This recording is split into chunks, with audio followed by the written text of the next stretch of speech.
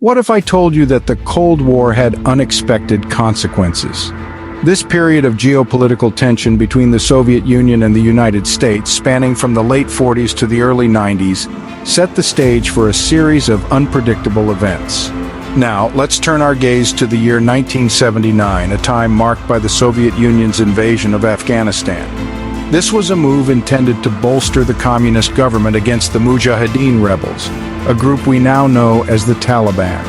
The United States, ever the opportunist, seized this chance to provide military support to the Taliban, aiming to topple the Soviets and secure its own global leadership. Amidst this turmoil, an unexpected figure surfaced, a young Saudi man from a wealthy family.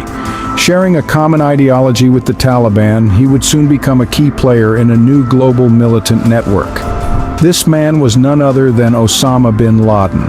As the 1980s wore on, this young Saudi man, he was about to alter the course of history. He founded al-Qaeda, a network that would declare war on the United States and its allies. His resentment towards the U.S. was fueled by several factors. He was outraged by the presence of U.S. troops in Saudi Arabia, the sacred land of Mecca and Medina. He saw this as a sacrilege and a betrayal by the Saudi regime. Furthermore, he opposed the U.S. support for Israel and its influence over the Muslim world. This growing resentment led to horrific acts of violence, including the bombings of U.S. embassies in Kenya and Tanzania in 1998. The resentment and conflict would culminate in an event that shook the world, the 9/11 attacks in 2001. The devastating 9/11 attacks would prompt a response from the U.S., leading to the invasion of Afghanistan. This marked the start of a 20-year presence in the region, a decision that sparked controversy and criticism both domestically and internationally. The cost of this venture was astronomical, with trillions of dollars spent in an effort to dismantle the Taliban, who were accused of harboring Osama bin Laden, the mastermind behind the 9/11 attacks. However, the controversy didn't stop at Afghanistan.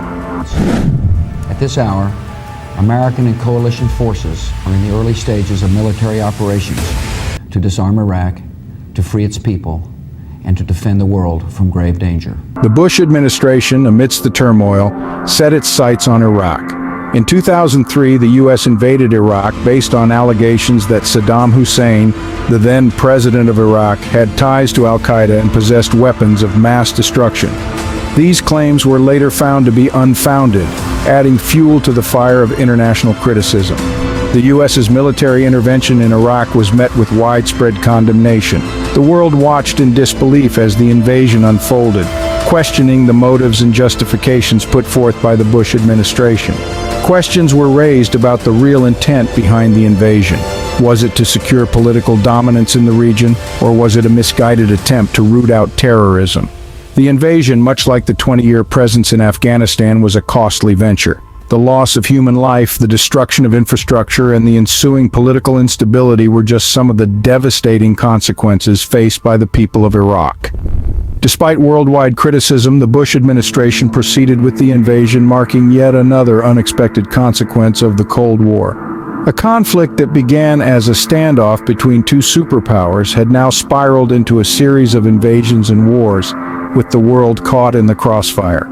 As we wrap up this part of our journey, it's clear that the Cold War, a conflict that seemed to be about political ideologies, ended up having far-reaching consequences, from the emergence of terrorist networks to controversial invasions. The ripples of this period continue to be felt today. Join us for part 2, where we delve into the life of Osama bin Laden. Don't miss out.